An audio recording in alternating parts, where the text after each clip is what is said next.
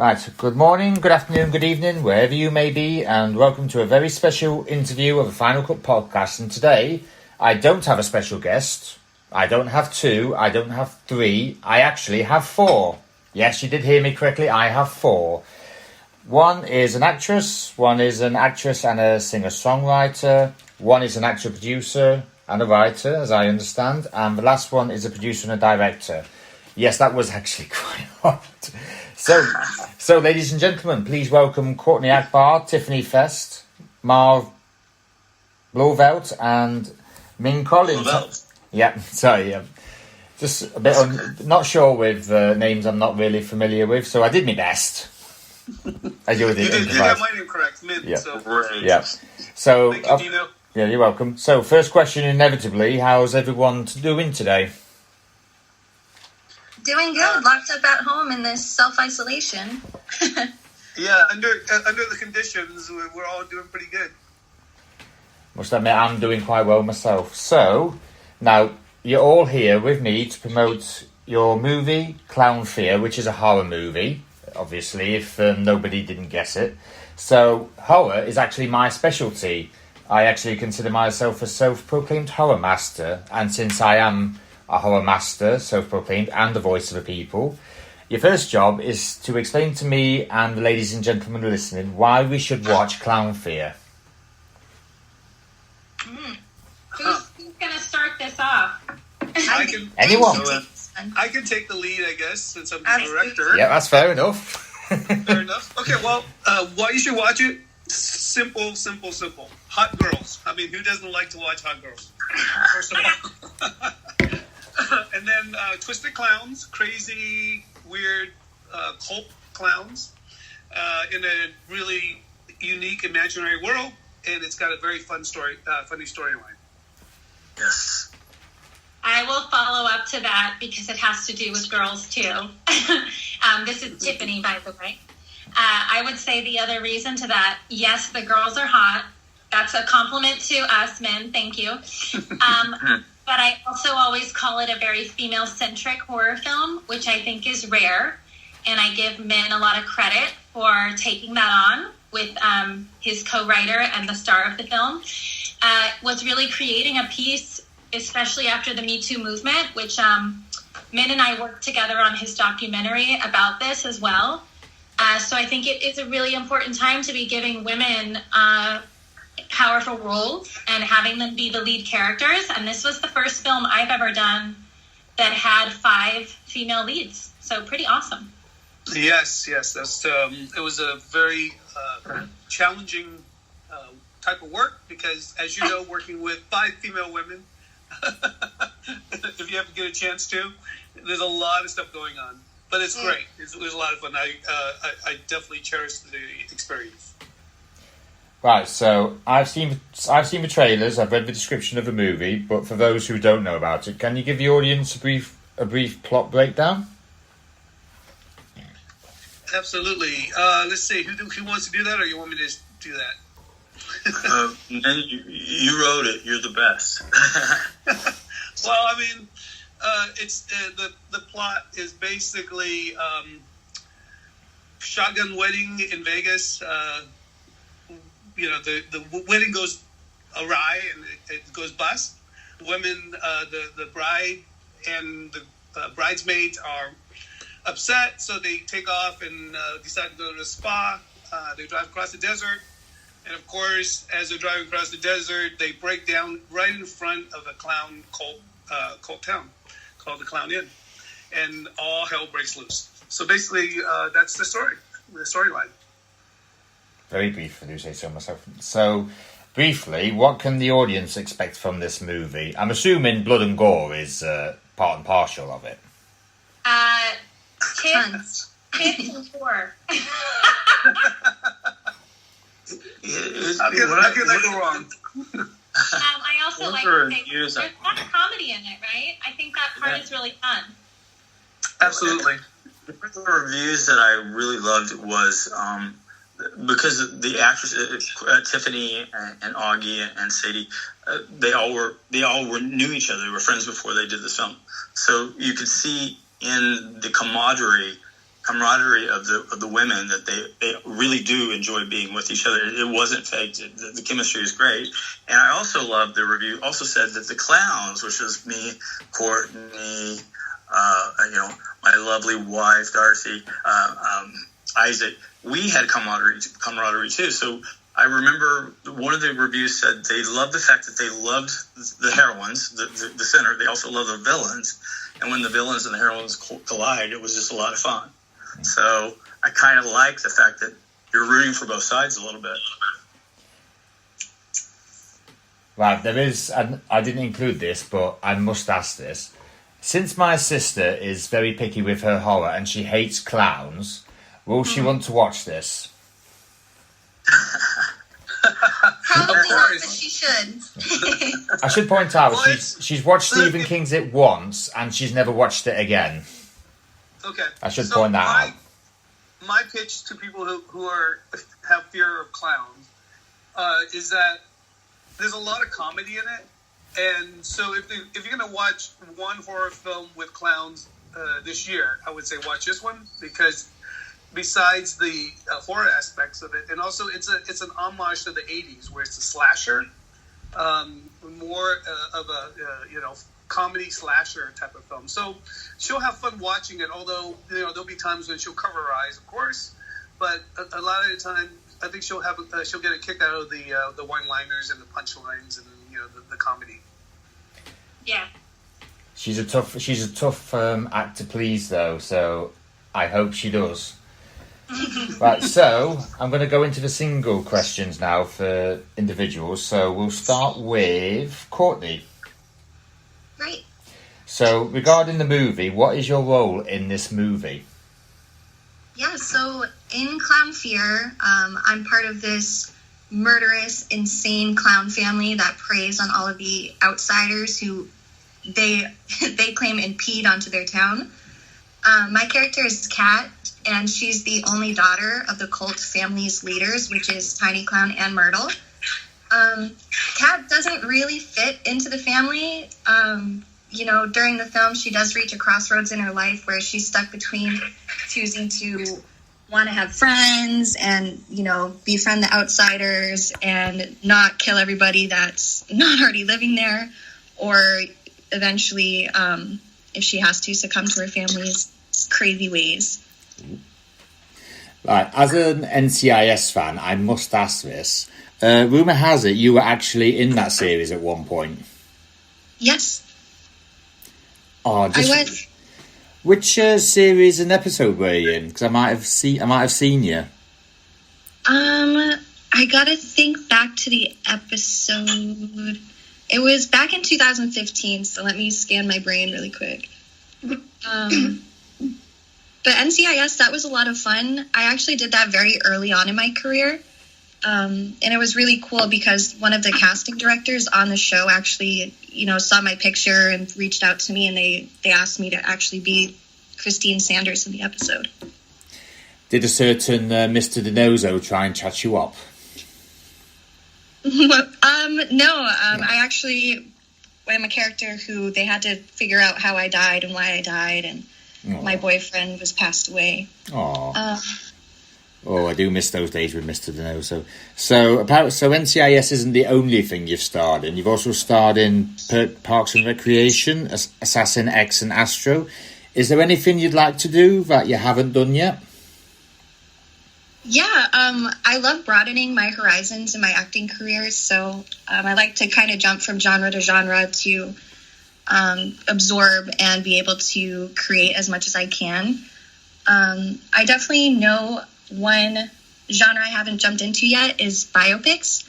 I would definitely love to lead in one of those, especially if it was like a very touching film that would be for the global audience where everybody would watch it and, hopefully they would see it and want to be a better person, inspire them in some way. Have you got anything else coming up in the foreseeable future that you can tell us about? Yeah, so as long as we are not stuck at our houses for the next 2 months, I do have a Christmas movie coming up that I'm going to be a part of, which will be fun, because I haven't done any holiday films yet. It'll be a nice family film. So if all goes well and everybody's, healthy within the next couple months, that will definitely be next on my agenda. Which we all hope, obviously. Mm-hmm. Right, thank you for the individual questions. Now, where is Tiffani? Right here. Hi. Right, so obviously the first question is the same question I just gave Courtney regarding Clown Fear. What is your role in the movie? Yeah, sure. So I play a gal named Amber Snow.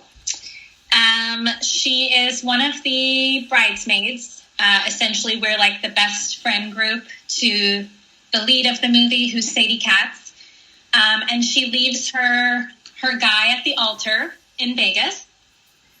And so we, of course, we're her gal pals, so we take her side, of course, and we kind of storm off in her Mustang, and of course then all hell breaks loose because the car breaks down in this crazy town full of these murderous clowns, and we kind of have each other's back the whole movie. And I would say what was unique about it for me, as someone who's done quite a bit of horror, and this being my second clown movie, was I hadn't yet played kind of like the good girl.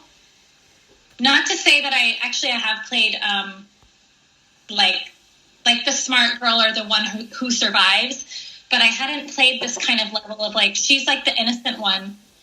She's kind of like the one they make fun of because of my kind of being a prude and all these kinds of things. And that was really fun because I'd never done that before. Right, so your breakout role came in horror movie Circus of the Dead, to which legendary horror publications Fangoria, Horror Society and The Digital Dead, which, for everyone who doesn't know, is co-owned by horror master and legend Eli Roth. And they actually named you a deadly beauty and a rising scream queen. I bet you must have been honoured to get that. Yeah, that was, Circus of the Dead was in 2014. And it really is how I always credit it with how I got kind of brought into this whole crazy world of horror. So I'm super thankful to it. And that year, that movie just kind of took off in terms of indie horror. It won, I think it won 5 international Best Horror Film Awards. And so I would get like these fan notes from all over the world, which was amazing. And then I got, a bunch of this press, which I had never had before in the horror world. And, it was really, really exciting. And I'm still very thankful for it. Now, what the ladies and gentlemen don't know, that I actually do know, is that you are a singer. Yes, I am. And is it true you've done backing vocals for Beck? Yes, that's probably my coolest credit. Basically, I moved to LA, and the first thing I booked wasn't a movie. It was booking backup vocals on an award-winning album of Beck's called The Information. And then I was lucky enough that he called me back, and we did some other music that I did backup on as well for his follow-up album to that. And singing for me has always been a part of being an actress and an artist, and I've had the good fortune of writing a couple songs for films that I've been in, including one that I was in with Marv. Yes. And it was so much fun. I wrote 2 songs for the movie. So music is a big part of my love of acting and music. And is it... Carry on. I was about to say, one of Beck's songs was actually featured in True Blood, which I hear is your favourite show. That show just blew my mind. And I remember when the show was on, I would call my agents and be like, get me an audition, get me this, get me that. And, it was a really hard show to even get an audition for because it became so big. So it was kind of like my one win for that show was, and it was totally accidental. I had been trying to get an audition for it.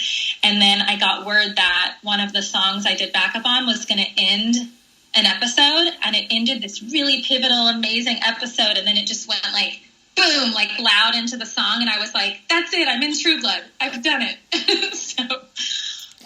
So it was pretty cool. Yeah. So literally, your dreams have literally come true, quite literally. there's always, like Courtney said, I think dreams always continue to grow. So there's no such thing as getting all your dreams, but I'm very grateful for the ones that I've had come true for sure. Right, so same last question I asked Courtney. What have you got coming up in the foreseeable future that you can tell everyone about? Sure. The thing that I'm super working on right now is actually my own film, which I haven't really announced to many people. But I wrote my first ever feature the last 3 or 4 months. And I just got back from India, so I do a lot of global activism in India. And I wrote it to shoot in India. And I officially got approval for my shooting location in India. So once this virus and quarantine is over, I really look forward to making that dream a reality. And I think it will be an even more important time to tell a global story, because right now I couldn't feel more connected to all of our human beings around the planet. Like we're all in this together. So it feels even more important. Pour all my energy into that, I think, when this is through. So I suppose congratulations are in order then. What's the genre? Tiffani, what's the genre? It's actually a psychological horror film. Oh, I do like that. I wrote in the genre that we know, but I think what makes it unique is it would take place at an ashram in India that I have deep ties with, and it would be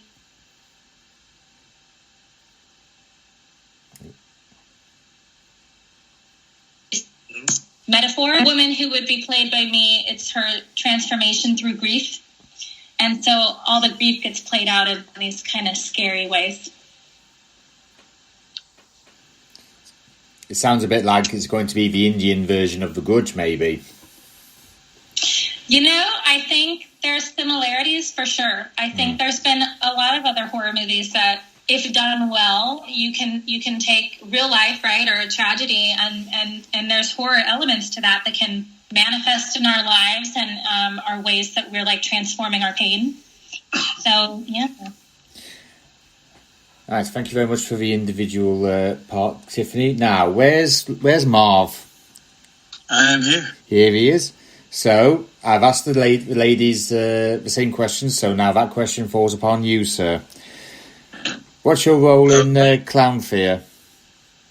I play the compact big bad in Clown Fear. I'm like I play Tiny Clown, and he rules the town. He is the father of Cat.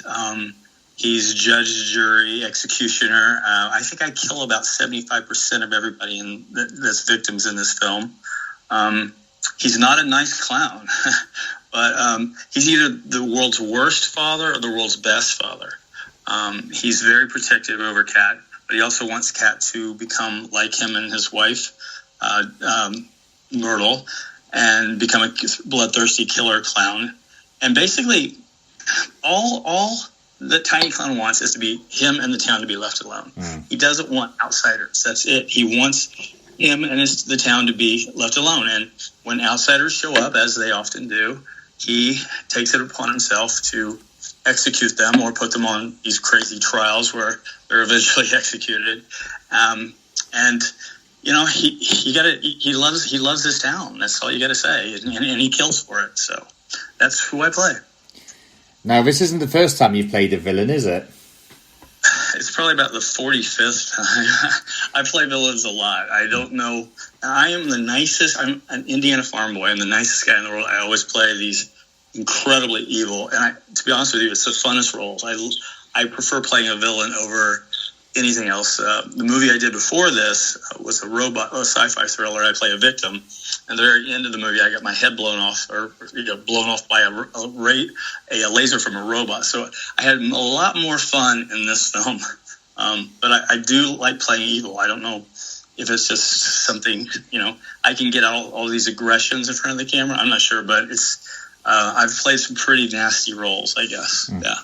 So, as we've just said, you've played the villain, but you've also played the victim. Which one would you say is more fun for you? Always the villain. Always the villain. This guy, I don't know. Tiny is so deranged, and he's so animalistic. He's almost like a papa lion who's out to kill everybody that comes around. Maybe a papa wolf is out to kill everybody that comes around his pack.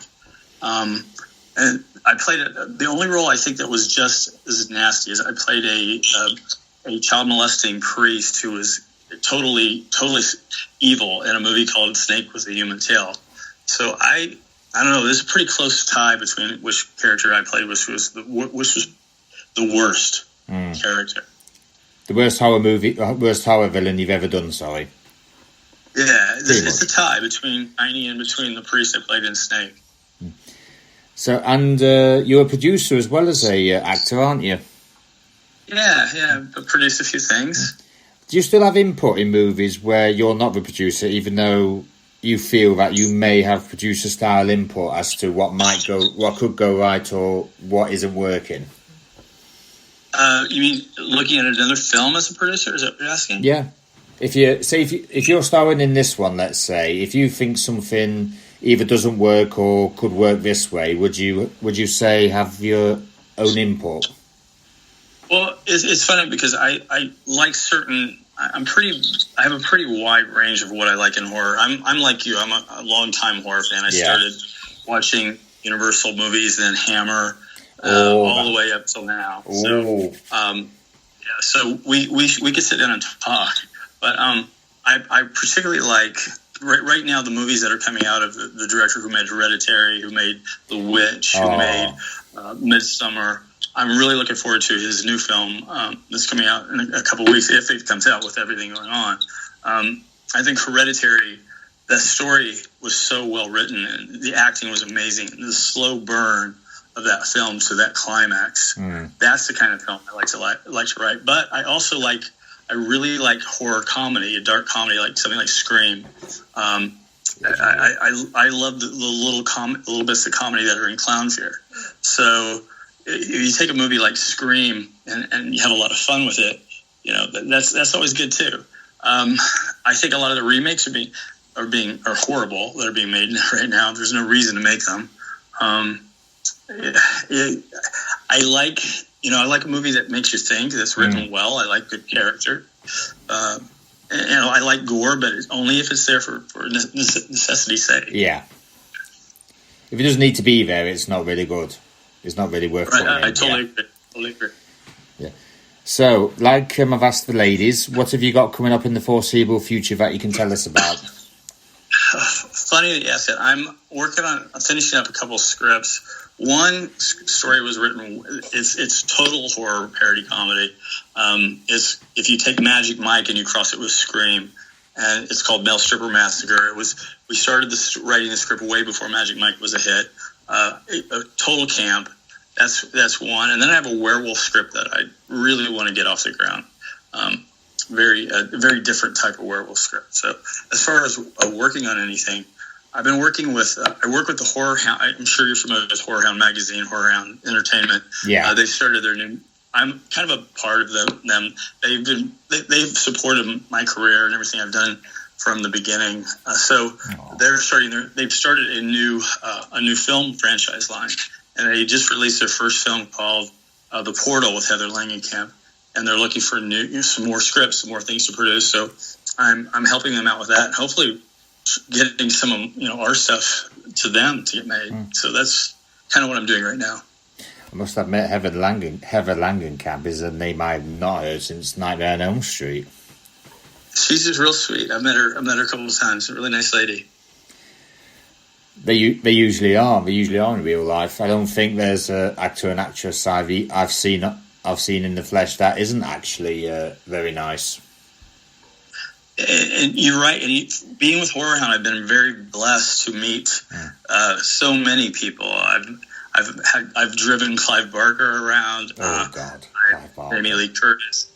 Stuart Gordon, who passed away today, was one of my favorite directors. I met him a couple of times, and then all the screaming queens, Barbara Crampton, Adrienne King, I've been very blessed to meet my heroes, basically. Wow, that's quite a list, actually. What I love about this convention is they have become the largest horror convention, the two largest horror conventions in the world. Yeah. And I've been with them since the very beginning when they started in a little convention room in Indianapolis, Indiana, and would have like 1,000 people show up. And now they're getting like the cast of The Walking Dead. They're getting, Jamie Lee Curtis did a show for them. I mean, they're friends of mine. I love to watch them. I love to see how big they've gotten. And in the interim, they've brought me along for the ride, so it's been kind of cool. It has been quite a ride for you by the sound of it. Right. Yeah. We must move on, even though we could talk for what feels like another half an hour to an hour. Right, so where is our dear director? Is he still there? Yep, I'm still here. Right, so like I said, you're the director, producer, writer. Basically, you do just about everything for this movie.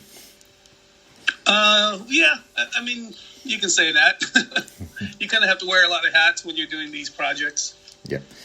Right, so obviously you directed it. So what was your way of making this movie? As in, how did you approach it? And did you look for any inspiration from previous movies? Or did it all just come naturally to you? Well, I mean, I draw a lot of inspirations from movies growing up. I really liked a lot of the horror films back in the 80s. Hellraiser was one of my favorites. It was one of those movies that gave me nightmares for days on nights on days and continuously. Yeah, I can relate to that. Mine was Alien. There's some great movies. I mean, growing up, Aliens, of course, is one. Exorcist is the other. I mean, there's so many to draw inspirations from.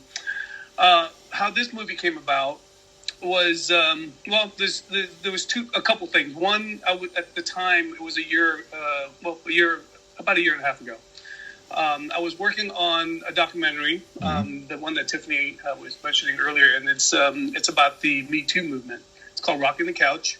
Yeah. And at the time, before that, I was in casting trying to get my lead for my new action film, and I needed to land a lead that is a name. So it's a lot harder to land a lead actor of that caliber because it just takes time and the whole process. So we were really close to landing a big name actor. We were at the table, everything was working out, and then of course at the last minute things fell apart because of his schedule, and we couldn't do this movie. So I was told by Grindstone Lionsgate that they were looking for a horror film for 2019, actually, to be released during Halloween. So that's what inspired me, because I was so frustrated and I wanted to get back into the director's chair. And I knew that if I wrote the script, got it to them, and if they liked it, then of course we didn't really need to have name actors. There's actors that are out there that are in the horror world, which are a lot easier to get than like an A-lister or of that sort. So that was a big inspiration at the time. Was I was so frustrated. I wanted to get back on the set because I love directing, and a lot of times as a director, unless you have a project going, it takes time to get back on the set and be creative. The writing process I love, but it's not directing. So that's what happened. Was that whole I guess everything happening at the same time, and me being frustrated, and it got me to be inspired to write the script. And we got into the writing, and it took about 2 weeks to actually turn the script around. And it was kind of crazy how we decided to do the script too. Is that I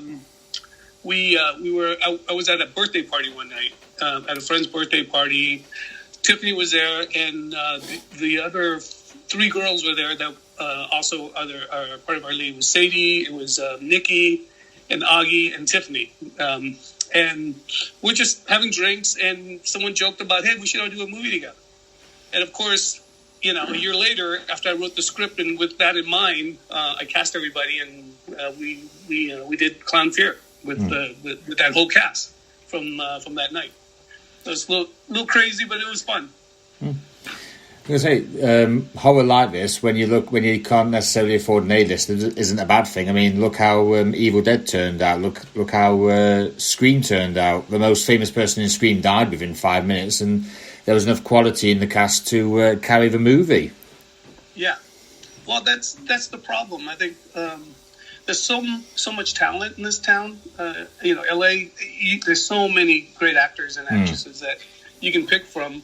The problem with trying to greenlight a movie, especially with the budgets and stuff, is that the investors usually want a certain name attached in order for them to feel secure about, getting their investments back. So, as a producer, you have to kind of, balance the two and try to figure out what works. And, a lot of times, just because you get an A-list or a cast name, there's a lot of A-list movies that do not do well, right? So it doesn't guarantee it, but, that's one of the criteria you have to go through as a producer. So about the movie, what was the idea behind it? I mean, because normally horror comes from, I'll say, from people who's experienced something. I mean, Wes Craven based Nightmare on Elm Street on tale of 3 Vietnamese people who came to the United States and died of nightmares. So basically that's where the question's sort of going into. I mean, did you have an experience that made you go, yes, I'll write a movie like this, or do a movie like this? Yeah, what happened was I went to a screening a couple years back, and it's about this clown, this lady who's afraid of clowns. And we sat through the whole movie for, the entire movie. There was never any killings. There's never any nudity. There's, all these things that are in horror films wasn't a part of this horror film. It was basically suspense. Every time when this lady would see a clown, let's say on TV, she would be petrified. And then, she would see a clown down the street 2 blocks away and she'd, run screaming.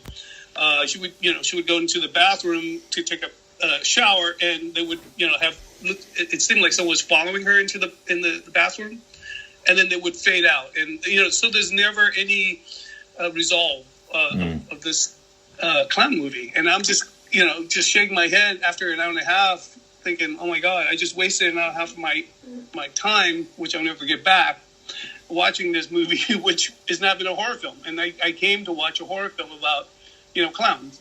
So that was the inspiration, was to do a horror film with all the formulas of a horror film, and also to make it fun as well. So, that was how that came about. Does sound a bit boring having a horror movie where there's no killing, where there's basically no Kevin Williamson or Wes Craven style rules to it, yeah. Right, exactly. Yeah. Right. Are you guys ready for the horror quiz that I've prepared for you? Sure. Yeah. Right, so as individuals, do you prefer original horror that's been made, or do you prefer remade horror? Original. Yeah. Definitely original. All original. I must admit, yes. I do like original, but you're probably not going to like me for this, but I absolutely loved Fede Alvarez's Evil Dead. I have never seen a horror movie like that in the last 10 years that has absolutely made me sort of like scratch my skin and think, oh my God. It's just a shock horror of it. It was just like, Jesus. Definitely one of the exceptions. Yeah, I say there is some exceptions, but there's not really that many. I mean, Nightmare on Elm Street 2008, that was a train wreck of biblical proportions. I agree. I think usually horror is just, when they reboot it, it like takes away from the original, and the original is like so much better that it's usually, I say the same thing when you read a book, right? Usually you read the book and then the movie doesn't live up to it because you've already created the visual in your mind. Yeah. My sister has always said she loved reading Stephen King's The Shining, but she hated the movie. See, it's not funny. It's not. I mean, I loved the movie, but I didn't go back and read the book till later. So, well, I'm not much of a bookworm, as they say. So I don't know what the book's like, but obviously I've watched the movie. It's not too bad, but it's not It's not really a great movie. The only thing that makes it great is Jack Nicholson. I mean, it's Jack Nicholson. I really like that movie, actually, I gotta say. Right, so next question. Do you like your horror with or without CGI in it? No CGI. So no CGI. At least we all agree on that one. Well, I have a mixed view. I think no CGI unless it's really good CGI. Because, some of the things you can't create, naturally. So with this good CGI, it really enhances it. But it's got to be good. If it's bad CGI, then no. I'll sort of agree with you on that, because when you see in like Nightmare on Elm Street, it's just all the effects back then, whether it be CGI, visual, it was just so terrifying. You just ignored the fact it was just basically made in a computer. Right. Exactly. Whereas nowadays, it's like, oh my God. I mean, it's when I went to see Insidious, I was like, right, I really, really like this movie. First bit of CGI, no, it's ruined. It's ruined it for me. It's not scary. I can't watch anything else of it. No, it's very true. I think, if you have bad CGI, it ruins the whole movie. But if you have good CGI, then it really enhances it. And that's why I'm a believer in that. Definitely needs to be a majority of practical with maybe a sprinkle of CGI. Yeah. And by the way, in Clown Fear, it's mainly practical. We have a little bit of CGI, and let me know once you watch it if you can tell me, which part is CGI. Wow. I'll have to watch it. That almost sounds like a challenge. How do you like a challenge? It's definitely a good trivia question. Right, so I've got 4 franchises here. Sorry, 5. I do apologise. I've got 5 franchises here. So which of these is your... On a personal level, which of these is your favourite franchises? I've got Nightmare on Elm Street, Friday the 13th, Saw, Halloween, or Texas Chainsaw Massacre. I will say this is the originals, so it's kind of like Nightmare on Elm Street 1 to 5. Sorry, up to Freddy's Dead Final Nightmare. Friday the 13th does not include the reboot. Texas Chainsaw Massacre is basically just the first 2 or first 3 movies, and Halloween is the first movie and the one that came out last year. Ooh. I will go ahead and say that this is Tiffany. Out of those, I think Nightmare on Elm Street. But if I was picking my own personal horror franchise favorite, it's Scream. Okay. This is Min. I'm going to go with Halloween as out of that choices. And then if I was going to pick my own, I would say Hellraiser. Ooh, I kind of wish I put that on the list now. Yeah, that's a good one. Yeah, it's a good one. Second one absolutely petrified me first time I watched it. I'm not going to say how old I was, but that's just for me to know and everyone else to find out. Okay, so I'm going to just chime in. Halloween, I'm such a fan of, but the series went so weird and bad, and and now you're only counting the new one and the first one and 2. It's just too much. I mean, all those movies in the middle, I wasted my time and my energy to watch them, and some were really bad. Never was a Nightmare on Elm Street fan because I thought Freddy turned into a buffoon in a comic. But he was a good one. I love the simplicity. I love the simplicity of Jason. In fact, I just watched the uncut version of the first Friday the 13th with Betsy Palmer, which I think is one of the most frightening mothers of all time. I mean, if you want to pick a female killer, Betsy Palmer's Mrs. Voorhees is way scarier than Jason. And Texas Chainsaw is another one that you have some good ones, and then I love Texas Chainsaw too. I think it's a lot of fun, but then it falls flat. So if there was consistency with some of these, honestly, right now, the one that the franchise I'm really watching is the Conjuring films. Ooh, I love the Warrens were actually 2 ghost hunters who really existed. I know that they sensationalize all those stories, but I'm having fun with those. So that's me. I would definitely say for me, I'm a big gore girl. I like psychological movies. I would definitely like when movies are very twisted. So I would have to say mine would be Texas Chainsaw Massacre, just with all the gore, how twisted the family is, how this group of friends just so happens to just be at the wrong place at the wrong time and going up to the wrong house. Yeah, they're definitely Texas Chainsaw for me. Because I actually sort of did this to myself, because I told my fiance what my answer would be. But if you're looking for consistency, I would say Saw, because yes, it does kind of get a bit bland after a while, but there's always a twist you don't see coming, and it's like, wow, it just blows your mind. It's like, I did not see that coming. Yeah, I definitely liked the first one, but after the first one, they kind of started to lose me. But definitely the twist in that one would be like one of my favorite movie twists. I was watching the third one, and I was eating a margarita pizza while Dina Meyer was having a rib cage ripped from a carcass. So that's how hardcore I am. I love it. You sound like me. I'm a hardcore person as well. Where like I said, I used to work in a hospital. Yeah. And I was interning. And my first day was in the ER, and it was basically this man that had a heart attack that came in, and the last thing that they would do to resuscitate somebody is to cut his rib cage open and massage his heart, to bring him back to life. And, as an intern, new student, I'm standing there watching all this, eating an apple. And I didn't realize that until someone said, "Are you kidding me? You're eating an apple? Why are you watching all this going on?" So, yeah. Right. I get where you're coming from. Carry on.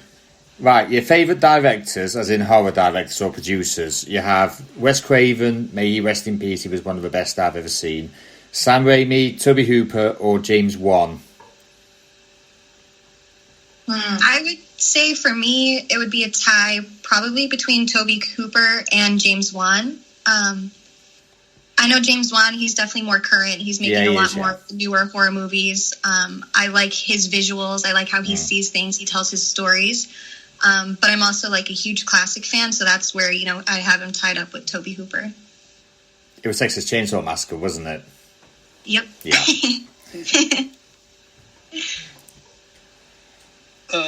For me, I guess what I would go with, they say that Asians don't stick together, so I would have to go with James Wan. Oh, that's funny. Tiffany, you take it away. Okay, I'll be very brief. I was just going to say, for me, it's definitely Wes Craven out of those. But I was also going to just plug very quickly, I think Blumhouse, anything they do as producers, especially for me, some of their content that's been like shows. So Sharp Objects was like a favorite. I like psychological horror like that. But yeah, Blumhouse is just killing it. And then my friend, I got to plug Travis Stevens at Snowfort Pictures. I think they do a lot of good new horror. I am going to go Sam Raimi because he's so damn fun. I mean, he makes horror. Evil Dead 2, Drag Me to Hell. Fun films. That's my love for horror comedy. So I wish Raimi would go back into doing. I even loved Ash vs. Evil Dead, the TV show. I thought it was fun as hell. Very fun. So I'm going to go with him. Yeah. Lately, like any of the newer people, Rob Zombie had it going for a while, but then he makes Rob Zombie. Good, and he makes a piece of crap. Really love Rob Zombie. I like Rob Zombie's Devil's Rejects. I think Devil's Rejects is a good film, and I like Lords of Salem. I actually love Lords of Salem, but those are two gems in a pile of crap for the rest of his movies. So, yeah, when we delivered this script to Lionsgate Grindstone, they said that it had a lot of similarities to Devil's Reject and tried to kind of has that feel. I must admit, I do love Rob Zombie's movies. I haven't actually seen Salem's Lot yet, but I have seen Devil's Rejects, House of a Thousand Corpses, and both his Halloweens, so I do actually like the movies he does. Right, so what is the favourite horror movie that you guys have watched? Individually, this is. So, I guess I'll go first. Hands down, my favourite horror movie is Terrifier. I don't know if any of you guys have seen it, but it's also another... I've seen it. I've seen it. Good, I'm glad you've seen it. Definitely features a clown. I know that they're shooting the Terrifier 2 right now, so I'm super excited about the sequel coming up. Damien Leone, he's a great director. I love just how twisted the whole movie is. And David Howard Thornton as Art the Clown, he's just the perfect epitome of who Art the Clown should be. Yeah. If you haven't seen it, you should watch it. It's definitely gory. It's dark. It's gritty. Creepy. It's a good watch. I'll keep a lookout for it. I'll just jump in and say, because the first thing that came to my mind with that question was, which I think is so amazing that a horror film won the Academy Award, but Parasite just was fucking unreal to me this year. And I also have loved some of his other works, loved The Host and loved Mother. These other, like, types of horror movies. But this year, new to me, Parasite just killed it. Because I don't tend to fall for, like Marv and I have been friends a long time, and Marv really likes, and I get it, more of, like, traditional blood and gore horror. And I tend to like something that the story maybe doesn't start that way and maybe twist into a horror film, and that was what I thought Parasite did really well. Was that movie actually classified as a horror film, or was it more of a drama? It's funny because, it's funny because he had classified it when it first came out as a horror film. But I agree with you, what started happening when it came across to the U.S. was it was getting labeled as lots of different things, like drama, horror, psychological horror, Thriller. Could be thriller. Thriller. Yeah. Interesting. Yeah, because for some reason I didn't see it as a horror film. I definitely see your perspective of it as being a horror film, but yeah, I always thought it was more of like a thriller or a psychological thriller, maybe. I don't know. Sure. Interesting. Yeah. That's fair. Min, I'm so curious to find out what yours is. I'm actually very curious. Well, I have a couple that I really like. Poltergeist is one of the ones that really, I was really, I guess, rocked my world when I was growing up, especially the experience that I had with it. And then, of course, Hellraiser. Hellraiser was my all-time scary movie as a child. So, mine's a little bit more obscure. There's a French film that came out in 2007 called Inside, and it is literally one of the most frightening, terrifying films, and it proves that women are way more violent than men. It's about it. I don't know if you've seen it. It's about a woman who's intent on cutting out the unborn baby of another woman, and she stalks her to her house, and it's terrifying from the minute it starts to the minute it's over. Has a huge twist ending. And then recently, I got to say again, and Tiffany, I'm changing a little bit. Hereditary is probably one of the best written horror films I've seen. I love it. And Toni Collette is such a great. If you've seen it, it's amazing. So those are probably right now kind of. Didn't like his movie before that, The Witch, right? I didn't like The Witch. No, I didn't like The Witch. And I loved The Witch, but I'm glad that you liked Hereditary. That's awesome. I saw Midsummer, and I liked it as well. Oh, me too. See, I forgot. Actually, Marv, you bring up a very, I think that of current movies, those are probably, he's doing the best work to me right now. That's awesome. Yes. Good point. The new movie's called Saint Maud, I think, that's coming out. This Ooh. new one. The trailer's frightening. So wow. I love him. I guess The Witch just didn't catch me, but Hereditary, I saw Hereditary 4 times. And Toni Collette being snubbed for an Oscar for that role. I mean, she's so good in that role. Oh my God. Good. So I'll have mine if that's all right. I would actually say that Alien is my favourite. I always have a saying that if a horror is too scary, that I literally can't watch it, it's doing its job properly, and that's my favourite. But I have to say, Fede Alvarez's Evil Dead remake is my favourite horror movie that I've ever watched. I need to go watch it again now. You're making me want to see it. I know. I just love it so much. I just can't praise it any more than it already is. And it's a remake, and I hate remakes, so that's saying something. Although I will say one thing.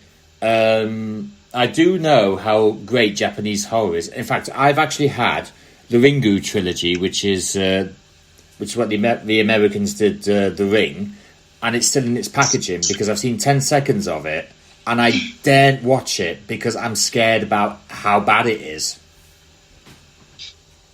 That's amazing. Yeah, so if you were going to say to me what would your favourite horror movie be that you don't want to watch, I would say Ringu, the original Japanese movie of The Ring. I saw about 10 seconds of it and I thought, I'm not watching that. It'll give me nightmares.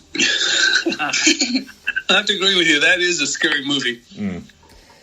Right, so what's the best twist you've ever seen in a horror movie? As in, what did you think, wow, I did not see that coming?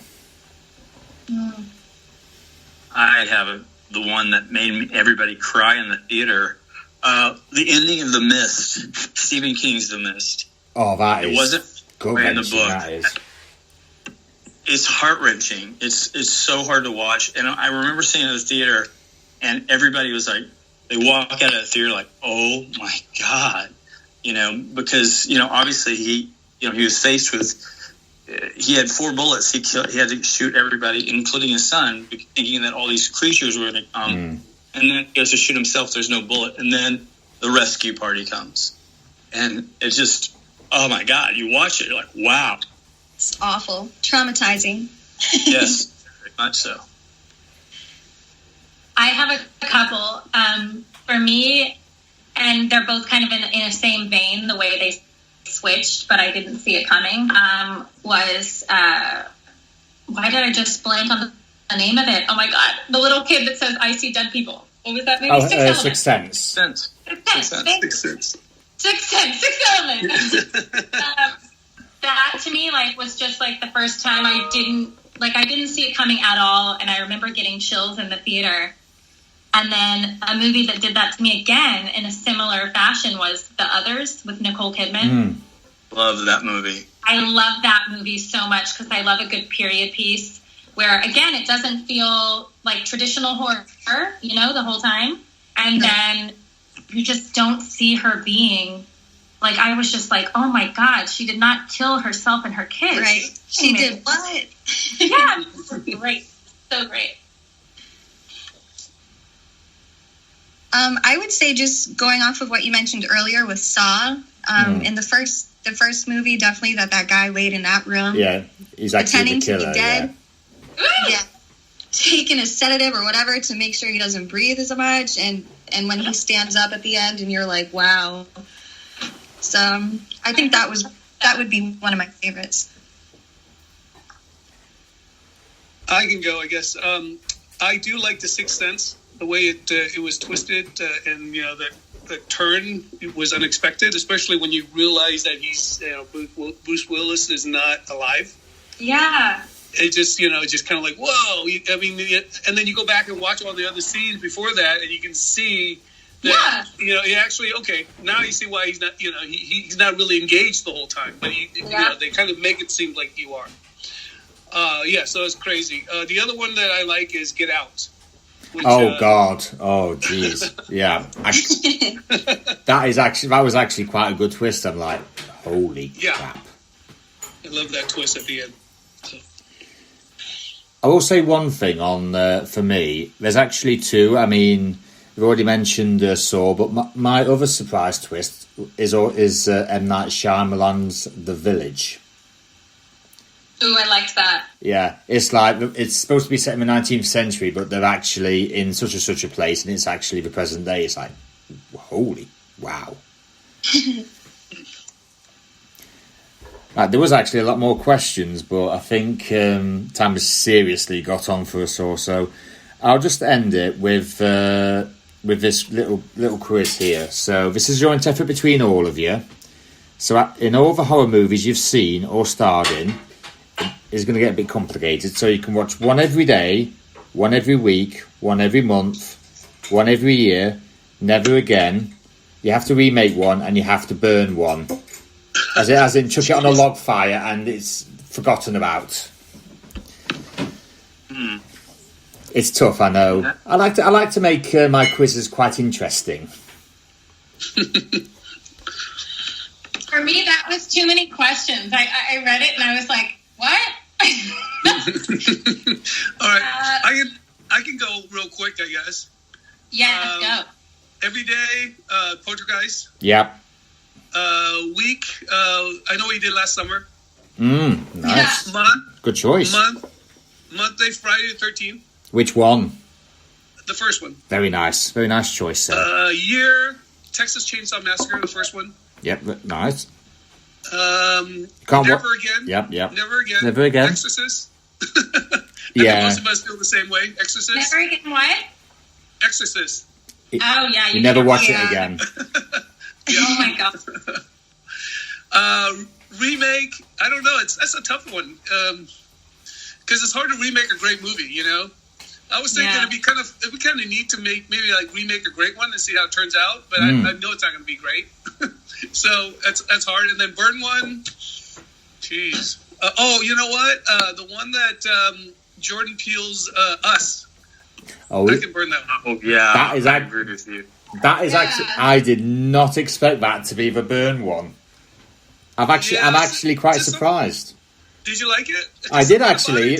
I like it. Was weird. It was like it didn't really make sense. I'm with you. I think it was so overrated, and I honestly didn't fucking like it at all. And I was trying to read all these really insightful, reviews talking about all the metaphors that it had to do with, and I was just like, I don't care. It didn't touch me. It felt like it was trying too hard, and it didn't make sense, right? Yep. And it felt sloppy. I felt like they got okay, we made this successful movie, know. Exactly. So now we gotta follow it up with something. Yeah, and it was quick, and it felt like some of the writing I didn't even like. I was like, no. Yeah, I'm with you. I didn't get that movie either. Okay, well, anyways, that's my list. Yep. I have actually I've just realised something as well. There's horror movies I actually thought that we would have actually said between us. And do you want to know what they are? Sure. Stephen King's It with Tim Curry and Clive Barker's Candyman. Candyman, yes. It's a good one. Yes. I must admit, just going on Candyman, the remake looks quite promising at the minute. But obviously, there's been movies where it's like, oh yeah, it looks quite good in the trailer. When you watch it, I kind of wish I hadn't spent the money on that. I'm kind of perplexed at the new Ghostbuster. I'm not going there. I really am not going there yet. I'm reserving every little bit of judgment I have until I actually get in the cinema, whenever it may be, and watch it. That's my take on it. I don't know how you four think about it. I agree with that, but I don't have high hopes for it.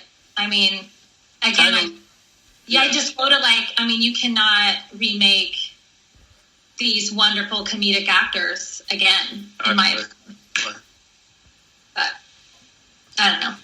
I swear to God. I agree. Yeah, I'm going to say, if they remake Back to the Future, that is it. I'm officially quitting. I just can't remake that. It's such an iconic series. How can you remake it? I agree 1,000%.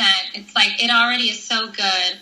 And I feel that way about Ghostbuster movies. Like, I grew up on those, and my dad loved, comedy a lot. So, yeah, to me, just to think you could remake those without fucking, Bill Murray, and it just doesn't make any sense. I grew up on those movies. It's good wrenching.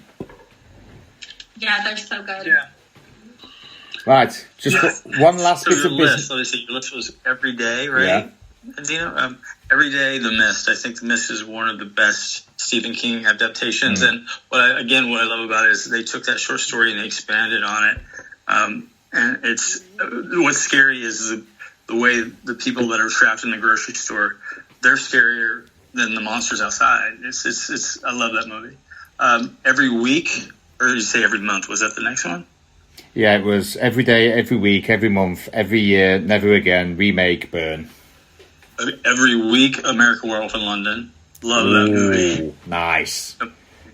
Yes. There's a bit of a trend going on here. Everyone's favouring the old school horror rather than the new school. Yeah. why that is. Every month, I love the movie 30 Days of Night, the vampire film. I love that movie. But I also like Lost Boys. Oh, Friday Night. Lost Boys. Lost Boys. I could watch that every day. That's a great one. Yeah, so, if I have to pick a vampire film, it's a toss-up. And then one that should be burned. The remake of Poltergeist should be reburned. Yes, I will agree with you on that. That should be burned to ashes. God, that's so I watched it. I was absolutely gutted, devastated, destroyed, died inside. You name it. That's how I felt. It's so bad. You're so right. It's so terrible. And it's Sam Raimi. I know, and that's why I was so upset about that film. It's terrible. High hopes. There's no redeeming quality or no redeeming thing about that film. And then to remake, there's two films I would remake. My idea about doing a remake, you got to remake something that's a little obscure that could have been good, but it wasn't. It was missing something. There was a movie in the 70s called The Sentinel, which I think has some of the scariest scenes. But if they remade the movie today, they could make it more frightening. And the movie Vampire Circus from Hammer Films. I think Vampire Circus being remade today would be freaking crazy. Yeah, so that's what I would. Christopher Lee made a Hammer horror film back in his youth, and didn't do him any harm. So no reason why they can't. Made a bunch of them. He put them on the map. I think that's Dracula ever is Christopher Lee. Well, definitely better than Gerard Butler. I'll say that much. I'm sorry? Definitely better than Gerard Butler in Dracula 2000. Oh, definitely yes, better. Absolutely. Right, just one last bit of business. Where is our dear Tiffani, our singer? All right. It's time. It's time. Hope you got your vocal cords ready.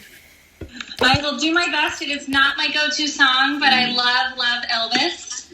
Right, so just for the audience at home, what I'm going to do is I'm going to ask Tiffani to sing the chorus of Can't Help Falling in Love with You by Elvis and UB40. It's a song that's dear to my heart, and I would just love it if I could get whichever singers I get on, if they could just sing it, so I could be like, yes, that's a good version. That is a great version. So, whenever you're ready. Okay. Wise men say only fools rush in, but I can't help falling in love with you. That's all I got. I'm sold. I don't need to do it anymore. You are the winner. I'm not doing any more. That's sweet. Right, so carry on. To practice the song more. That's all I could really conjure. That's all I really need. That's all it is. Well, so on that beautiful rendition of a classic song, ladies and gentlemen, Courtney Akbar, Tiffani Fest, Marv Bluevelt, and Ming Collins. Thank you all very much. Thank you so much for having us. Yes, thank you. You guys, while you're in quarantine, don't forget to stream Clown Fear. It's available. Yes. Yeah, check out Clown Fear, and it's coming to the UK soon. I'll look out for it. And we are